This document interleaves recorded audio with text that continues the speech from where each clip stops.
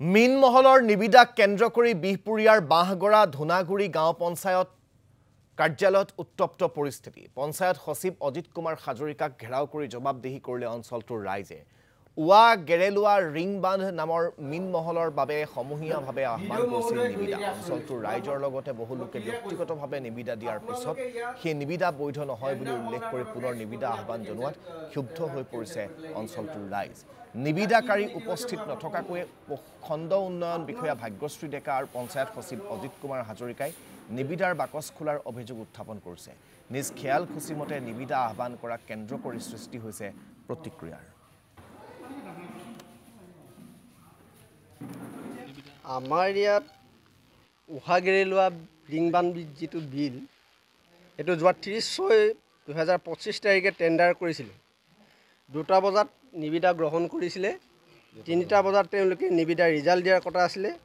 যদি 3 দিনত 3 বজাত তেওঁলোকৰ কিবা পাৰ্টি অসুবিধা থাকে তেনেহ'লে 3 দিনৰ পাছত ৰিজাল্ট দিয়াৰ তেওঁলোকৰ বাই ৰুল আছিল। আমাৰ সচিব মহোদয়ে কোনো টেণ্ডাৰ হোল্ডাৰ অবিহনে টেণ্ডাৰ বক্সটো তেলাহী ব্লকলৈ লৈ গ'ল। তেলাহী ব্লকলৈ যিজন ভিডিঅ' আছে বিষয়া ভাগ্যশ্ৰী দেখা, তেওঁ টেণ্ডাৰ বক্সটো টেণ্ডাৰ হোল্ডাৰ নথকাকৈ টেণ্ডাৰটো কেঞ্চেল কৰি দিলে। এতিয়া কথাটো হ'ল কি যে টেণ্ডাৰৰ যিটো ৰোল, নিবিদাৰ যিটো ৰোল, নিবিদাকাৰী নথকাকৈ ভাগ্যশ্ৰী দেখাই কাৰ হাইকাটত আমাৰ টেণ্ডাৰ খুলি দিয়ে আৰু আমাৰ টেণ্ডাৰটো কেনেকৈ কেঞ্চেল কৰিব পাৰে।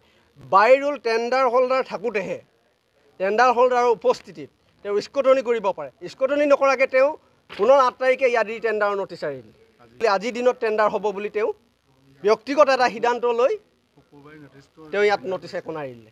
আমি এইটো ক'ব বিচাৰিছোঁ বাঁহগৰাবাসী ৰাইজে, ৰিং বান্ধটো আজি 25 বছৰ দিন বাঁহগৰাবাসী ৰাইজে ৰাইজৰ স্বাৰ্থৰ খাতিৰত টেণ্ডাৰ কৰি বাঁহগৰা ৰাইজে ইয়াৰ অধিগ্ৰহণ কৰি আছে। কিন্তু পৰিতাপৰ বিষয়ে এইবাৰ ভাগ্যশ্ৰী ডেকাৰ হাতত পৰাৰ লগে লগে টেণ্ডাৰটো কেনেকৈ ৰিটেণ্ডাৰ হ'ব।